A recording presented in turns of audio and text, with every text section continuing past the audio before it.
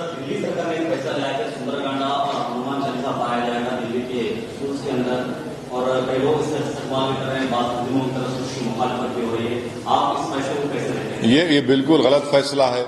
ये आरएसएस की आइडियोलॉजी को चलने का फैसला है। ये नरेंद्र मोदी जो रास्ते पे देश को लेके चलेगा उस रास्ते पे चलने का फैसला है।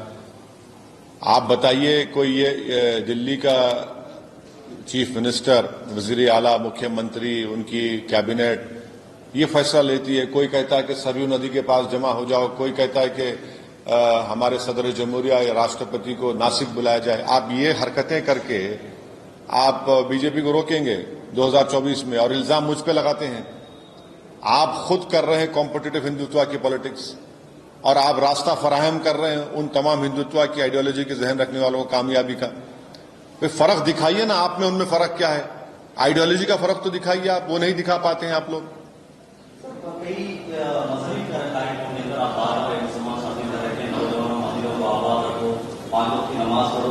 देश के कई राजनीतिक पार्टियां आपको भड़काऊ वैज्ञानिक के ऊपर गिरफ्तार है, भड़का है, जो फैसला हो चुका है उसको लेकर आप भड़का नहीं। मस्जिद में नमाज पढ़ना भड़काऊ है? मस्जिद में नमाज कौन पढ़ेंगे आके? मस्जिद में नमाज पढ़ने का हुक्म किसको दिया गया? अल्लाह ने कुरान में मुसलमानों को दिया गया है ना। मस्जिद को आबाद करने का हुक्म मुझे दिया गया है, मुसलमानों को दिया गया। जो अल्लाह पर ईमान रखते, जो अल्लाह आखिरत पर ईमान रखते हो, अल्लाह के सिवा किसी से नहीं डरते, उनको कहा जा रहा है कि मस्जिद में आबाद रखो। पर मस्जिद में नमाज पढ़ना गलत है क्या? बुरी बात क्या? मैं क्या कह रहा हूं कि जाके तुम शराब पियो? क्या मैं कह रहा हूं कि तुम ड्रग्स इस्तेमाल करो? क्या मैं कह रहा हूं कि तुम तशद्दुद करो, वायलेंस करो? मैं तो कह रहा हूं कि मस्जिद को आओ, अच्छे इंसान बनोगे, उसमें बुरी बात क्या है? ये तो मेरा फ्रीडम ऑफ रिलीजन है, फंडामेंटल राइट है। और ये बात बिल्कुल सच है कि मुसलमानों ने एक मस्जिद को खोया है, ये सच्चाई पर मुबन्नी है।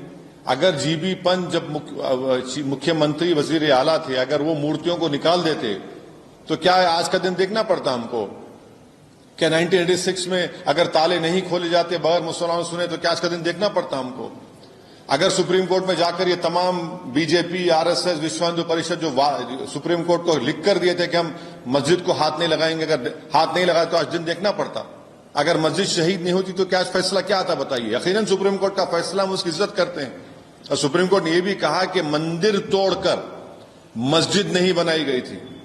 ये बात सच्चाई पर मुबन्नी है। और फिर ये कौन कह रहा है कि दिल्ली की सुनहरी मस्जिद को हटा देंगे, तोड़ देंगे? कौन सा मुख्यमंत्री कह रहा है? महाराष्ट्र का कह रहा है ना कि वो 200 साल की दरगाह को हम हटा देंगे। दिल्ली, महाराष्ट्र का डिप्टी सीएम कह रहा है कि मेरे 6 दिसंबर मेरे लिए बड़ा फखर का दिन था। फखर का दिन था? आपने उस दिन तो देश के रूल ऑफ लॉ को कमजोर कर दिया, देश के संविधान को आपने कमजोर कर दिया। और डिप्टी सीएम है वो इस तरह की बात करते हैं। वो क्या बात कर रहे हैं?